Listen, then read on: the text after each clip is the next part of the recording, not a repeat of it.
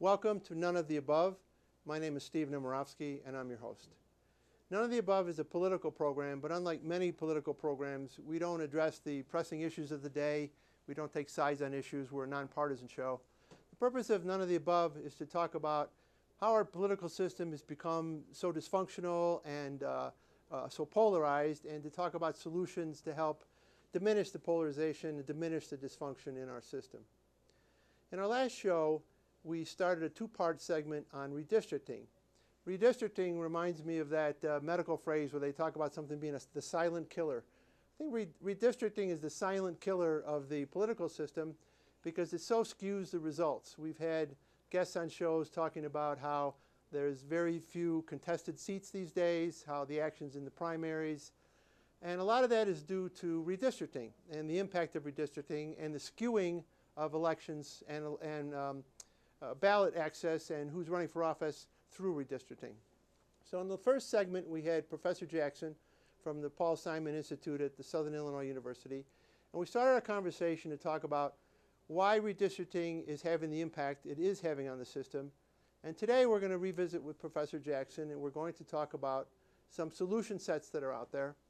And then in the back half of the program, we're going to interview with a capital action campaign that's taking place in Illinois that's directed to solving the problem in Illinois. Many states have looked at solving the problem. Many states are getting aggressive on solving the problem. We're going to talk about specifically what Illinois is doing to focus on that problem. Before we get to Professor Jackson, I thought we should put in context some of the stuff we talked about in the last program and some of the stuff that we will talk about today. And I've got the whiteboard with me, as I often do. It's a very complicated whiteboard today, so I hope you'll be patient, and we're going to walk our way through it. And when we're done with that, hopefully all of you will have a much better understanding of how this redistricting plays out in the actual election campaigns and in the actual elections. So this particular whiteboard is divided up into sections on the number of votes that were cast, and in this case, the number of votes that were cast during the elections in 2012.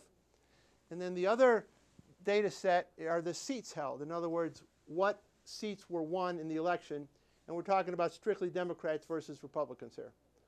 And in this case, the seats that were held in 2013. So the election was 2012. People were inaugurated, sworn in to their seats in 2013. And we're going to look at three separate states. We're going to look at Illinois, which is a demonstrably Democratic state, Indiana, which is a demonstrably Republican state, and Minnesota, which is a state that has a special judicial panel that was in place for their redistricting effort that led to the elections in 2012 and the results in 2013. So we've got three different segments of redistricting, one skewed Democrat, one skewed Republican, and one arguably skewed to neutral. Can you skew to neutral? I don't know. One neutral. So let's look at Illinois. The first column is going to be the vote column, and that's going to be the percentage of the vote. So again, the percentage of the vote. And then the S column is going to be the number of seats held, and that's also going to be a percentage. So if a state had 100 seats in its legislature and half of them were held by Democrats, the number on the board here would be 50 because they had 50%. So let's walk through Illinois and see what happened in a particularly blue state. So the first column here is going to be the congressional election column. C for congressional election. The second column is going to be for state senate. The third column will be for state house, and then it will repeat itself. And I've got red numbers for the Republican numbers and blue numbers for the Democratic numbers. So let's drill down to Illinois. We've got the congressional elections, and 44% of the vote in Illinois was for Republicans trying to elect congressional members. So 44% of all the congressional vote in Illinois was Republican. Yet, there are only 33% of the congressional seats from Illinois are held by Republicans. So you see that 44% of the vote only produced 33% of the seats. Let's drop down here to the Democratic column in Illinois. 55% of the vote went to Democratic congressional candidates, yet 67% of the congressional seats are held by Democrats. So 44% of the vote Republican, 55% of the vote Democrat, yet 1/3 of the seats only for Republicans and 2/3 for Democrats. So you see the role that redistricting plays. Now, I'm not trying to suggest that with a 44 to 55 split that you would have 44% to 55%. There's so many other variables that go into this that you can't explain everything with statistics. But here they're so skewed that I think it tells a story. So let's look quickly at the state legislature.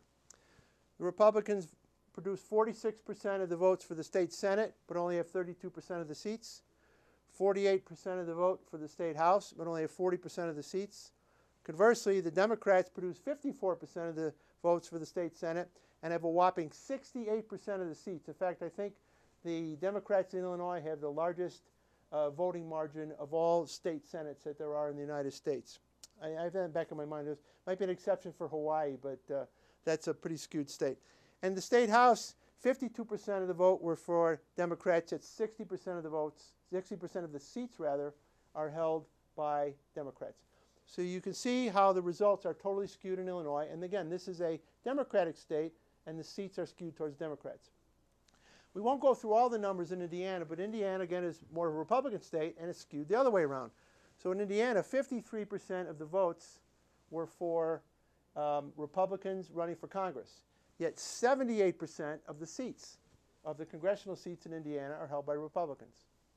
The converse, of course, is Democrats produce 45% of the votes for congressional seats, and they have 22% of the congressional seats in Indiana.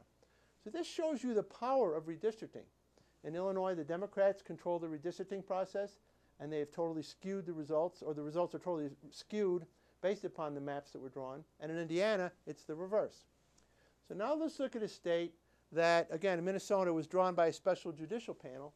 Let's look at the outcome in a state where arguably the map should be more competitive. Here you had 43% of the votes for Congress being voted for Republicans and 56% of the vote for Democrats. Well, the 43% yielded 38% of the congressional seats, and here the 56% yielded 62. So it's a little bit skewed, but not to the degree that you're seeing in these other states. Look at this vote here. The Democrats produce 56% of the votes for the state Senate and hold 58% of the state Senate seats. The Republicans produce 44% of the votes for the state Senate, hold 42% of the state Senate seats. Again, I'm not a student of redistricting in Minnesota, but I think you get a sense that when you do have an independent panel, in this case a special judicial panel, you might have a map that will produce a much more competitive election and a much more balanced legislature in this case. The last set of numbers here I threw up are the national numbers. Now, the national numbers are affected by the fact that there's not one national map drawn. Each state draws its own map.